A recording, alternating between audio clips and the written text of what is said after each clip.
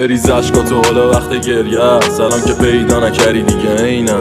حالا داد بزن همه چیو بشکن، من که دیگه سرم، بزن حالا ای زن. با خیال من امشب و بخواب، نوبت توه تو خواب کنی اسمم و صدا. یه زمان گفتم کسی کنه چپ به تو نگاه مهم نیکیه، واسد مرده و زنده شو. ولی فرق کرد دیگه همه چی به کل، دیگه شدم عوض نه عوضی مثل تو. کلی کردم تلاش که بکنی چش تو، حالا فهمیدی که میخواند واسه یه رو. میکردی اراده بود جونم کف دسته، نمیذاشم بد بگن هر جا که بود حرفت. میگم یه جمله شاید یکم تلخه، پیش من خانومی میکردی شدی بد بچ.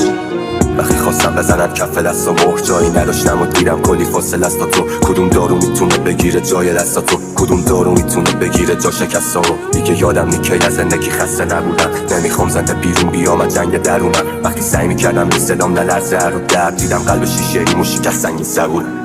وقتی فهمیدم اعتماد بوده اشتباه، بغض داشتم سرشو گفتم ندارم اشتباه. وقتی زبونا زخم زدن به جا تشنه‌ها، دیدم میسوزم انگاری چو قلب دارم اشتها. تا سقوط فاصله ای نیست از اینجا که منم، تا جنون فاصله ای نیست از اینجا که منم. شهر زیر پام ریز از اینجا که من، احتمالا کسی تو خوشم نیست از اینجا بپرم. اومدی فهمیدم من قوی ترت بردم، تو رو دیدم انگار صاف شد نوار قلبم.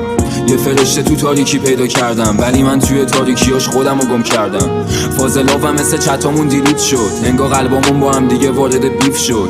نشده برنده بیرون نیام، ولی باختو دیدم وقتی قلب و چشات جلوم پیم شد. به رابطمون فقط میزدی پوزخند، میدونستم بری میرم رو تخت 115. صدمو گذاشتم با اینکه یک از 10 بودم، صدمو فروختی به اونا که یک از 10 بودن.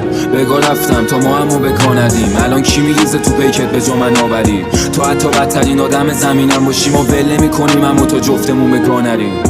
دست سرد مثل قلب من، فرق داری با همه نفس قلب من.